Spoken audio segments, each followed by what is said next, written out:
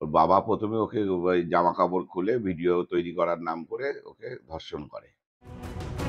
দুর্গাপুরে মেডিকেল পড়ুয়া ছাত্রীকে গণধর্ষণে উত্তাল রাজ্য। আর এর মধ্যেই এবার হারোয়ায় আদিবাসী কিশোরীকে ধর্ষণের অভিযোগ উঠল।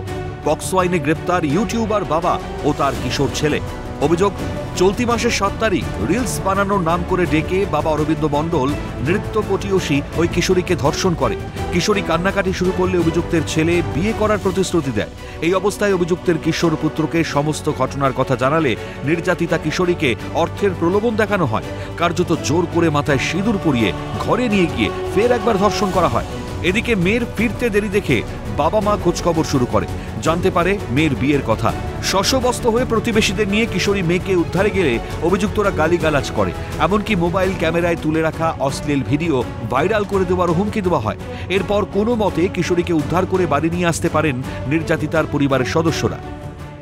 ওর বাবা ১ম এ ওকে ওই জামাকাপড় খুলে ভিডিও তৈরি করার নাম করে ওকে ধর্ষণ করে। তখন ও নালিশ করে যে, "তোমার বাবা আমার সঙ্গে এরম নোংরা কাজ করেছে।" তখন সায়ন বলে যে, তুমি চিন্তা করো না, এইসব ভিডিও বানাতে গেলে এই ধরনের কিছু কনটেন্টস তৈরি করতে হয়।" এখন তখন ও তাও বলে যে, "আমি তোমাকে বিয়ে করব" বলে ওর মাথায় সিঁদুর পরিয়ে দেয়। সিঁদুর পরানোর পরে ওকে নাবালিকাকে সিঁদুর পরিয়ে দেয়।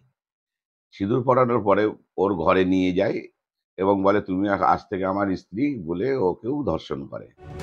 ঘটনায় পুলিশ অভিযোগ দায়ের হয়েছে। পুরো ঘটনা খতিয়ে দেখছে পুলিশ। ধৃত বাবাকে বসিরহাট মহকুমা আদালতে তোলা হয়েছে এবং অভিযুক্ত কিশোরকে জুভেনাইল আদালতে পেশ করা হয়েছে। শামীম মোল্লা ও পঙ্কজ বিশ্বাসের রিপোর্ট, ক্যালকাটা নিউজ।